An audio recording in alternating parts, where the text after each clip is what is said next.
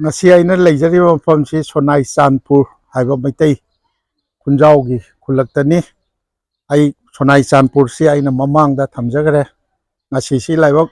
phabadagi ai akoigi Chandpur sida Christian akoigi lining lawbiba oja Lakhi Babu gi loinabi leikhi magi hingonni ai ngasai thoram si yaujaraga akoigi memorial service hai aibu Bontarapurdagi aigi iyamba sakna mafamsida leibiba akoigi Dr. Haurombam Amarendra Jyotish Samratna akoigi pubirakpani chausi haidna makoigi maru mapang mari matani haidana ai thoram hawudagi loiba bhawba ai yaujagre sigi hingonung sida si oja Lakhi Babu hari sigi mayungi inkolni ado masais da mangda uriba sina church ni oja Lakhi Babu gi loinabi leihidabasi magi sais da akoigi hingon sida akoigi manglen si sais da dum semdana leire leihidabasi akoigi March ki tang ahum September 1969 da pokpire haraga handaki chahi anowo chahi asigi January tang Tarataruk khaktada leihidabani akoigi Chingakham Ongbi Nilabati Singha oja Chingakham Lakhi Babu Sonai Chandpur gi ojagi loinabi ni akoigi leihidabi layoibi giribase magi memorial service ne oja memorial service si leihidaba matung asuk tawgadabani haiba kotpa koi tang marui kenodi leiteba koi kujong chabi matung inna jum mangani tara ni koi koi international keno ibni na ne hoi hoi Manipur dei oiro Delhi dei oiro South dei mafam dei ne hoi siloina koi yawning basingdo hoi moi pullaga tawunina koi matam akak nom tam de ojagi ojana akoigi Christian akoigi Jesu Christ gi seba da changbira khuje oja kayam chahi kayam subira oja 1984 dagi 1984 84 ri Tarataruk ne chahi nifu hele ne ko hele nifu ni thoigumba ado ojagi hingon nung si ojagi yum si khaktara sei Chingakham Lekai Chandpur sei da masigi da changbiri sa jami asan mathal du lai mathal ai haidi sigi sei da si koi hinau sing jami lai koi sagi ngatan lai ni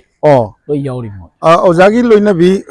layoibi khabi Nilabati sina han baro ojagi imungda akoigi ngate ima su lai kije masu Christian woi masu Christian magi aroiba mathau mangamdi kadai da tawbi zum tawgi koi church tawgi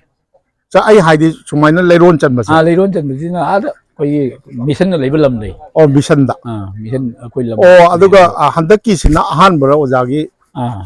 hingon makta tawbi si cha singna moi memorial koi stondo hayeng leina baina adugi ni koi he tham mamaga iga gi ti se thamani atai gi dia compound to atai di compound da tawrne ba yam nungsiba ojagi di icha su nipan nupa kya no ja nipa manga ne nupa manga nupi ahum ngasai yam nungsijai akoi leisu katana kadawdana tawbiba ado oja hujik thabak ingang di kari tawbi ga ai thabak ngai hujik di thabak dei potha re kari hana kari tawbiram ga ai se oja dum lepi jai ai keno ni ai sing bade je furniture suba jum kai sawa se chura i che ke chu RCC ju kai chu loi chui liwa ngang han khai da na board pinabiu tharo masi hobodagi na roya phawot ngi thawai sibu chingbiu amasum pangbiu haidna hai jeba amasun jo prarthna si amat ngaro kalmi apu prabhu jisu nangi mingani jari bani amen agat chari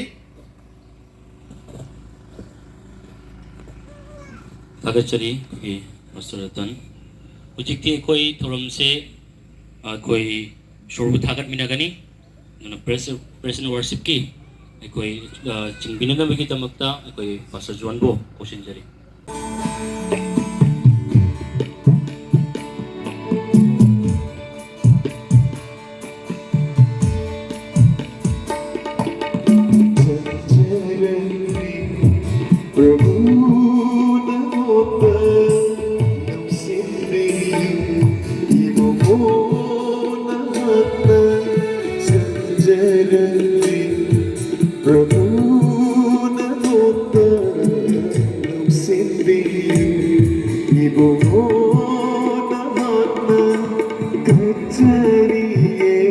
Ai pumnamapu Prabhu Jisu Kristagi mingda nolokna khurumjari. Ai sigi testimony si koi sigi matangda haidokpasi koi handakta laikidraba aikoigi ima se magi mingse mayam khangnabasu yauramgani aduga khangdaba ichilinaw sung yauramgani haina khalli koi imagi koi bu pokpiramba palem haitare ko magi mingse mutum ni koi magi sagai se magi mingse nilawati haina kau magi mingse ado mahak mutum sagai da pokchabi orabasu chinga kamda imnak sagai hongakrabi dugumlaba amani haibase na haidok chaningi ado mana pokpiramba se koi isilinaw nipan khangni iba manga aduga ningol ahum pokpirami khudingmakki khwaidagi ahanbada pokpirama se aihak se oire isilinaw khudingmakki hanbada ai imana pokpirama se aihak se oire koi ma se maki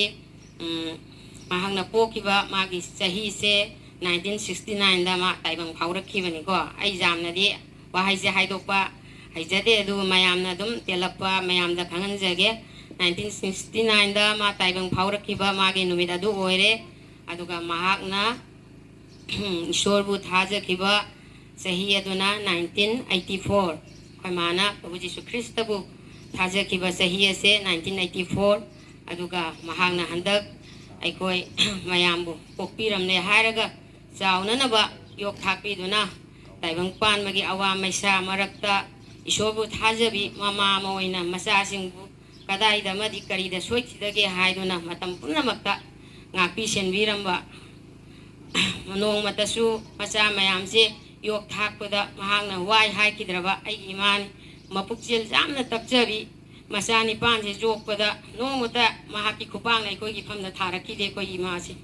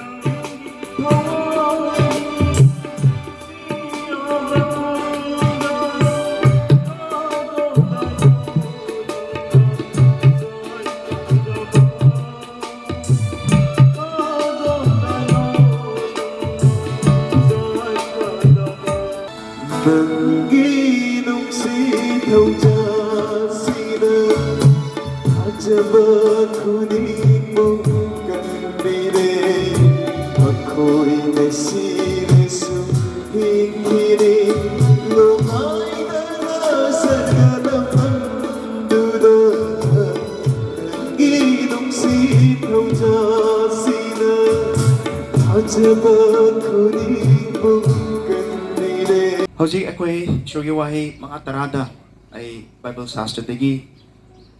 mayam da saruk yazage masina maram oiraga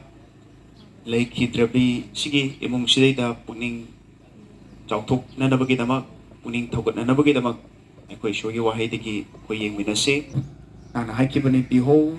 I make all things new yengo ay na hiram kuni mo nawhallay habli dunay paisyo na chasing si paking pupire na chasing si Prabhu na ano gupun si pinabire aduga laikidrabi paisyo inesu Prabhu paisyo mahaki laikidaba siba haibase mahaki damak tudi pamtaba nati paisyo pamton kabani haibase koi uzare Prabhu nong mudi soidana na cha nagisiga koi kuding magsing unazagani Prabhu paisyo tagat chay Prabhu mahaki mapuroy ba paisyo koi kakalaki Prabhu Paishon Hakina from the Sinazari, Macha Singh, Prabhu Toiba, Paishon Ruben, Paishon Joel, Daniel, Samuel, Paishor, Adugai Paishor, Sister Sanjita, Prabhu, Hinja Ajita, Prabhu Paishor, Duga Mamo Singh, Panaki Kuya Kada, Nauhauna, Nakina from the Masu Singh, Sinazari, Prabhu Paishor. Ujikti ekoi aroi bagi sei ama koi ki pastor John de ki tami nagani sei sigi manungda ekoi ki ine da mayam na hailei kat bagi tanja du ekoi lomi nagani aduna mana sei tawringai da ekoi chathami nagani madugi hailei kat bagi thawramase pastor John sinajari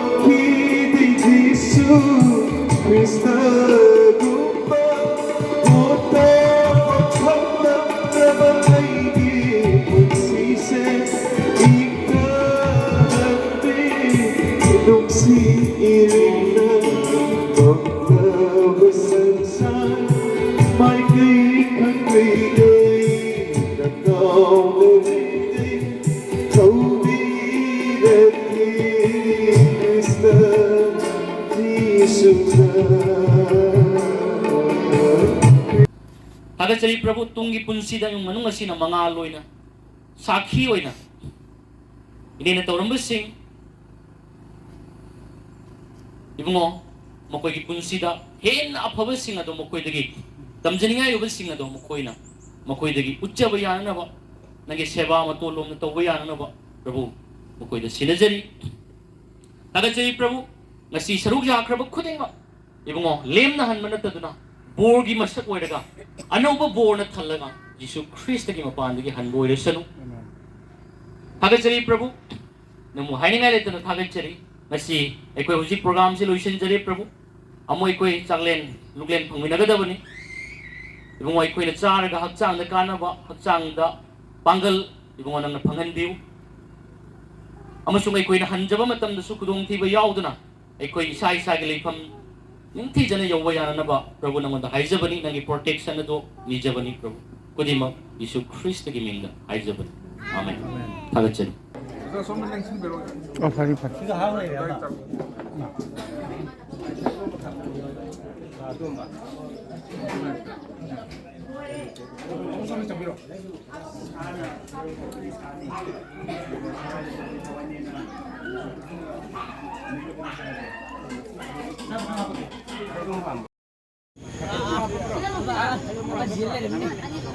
Vale.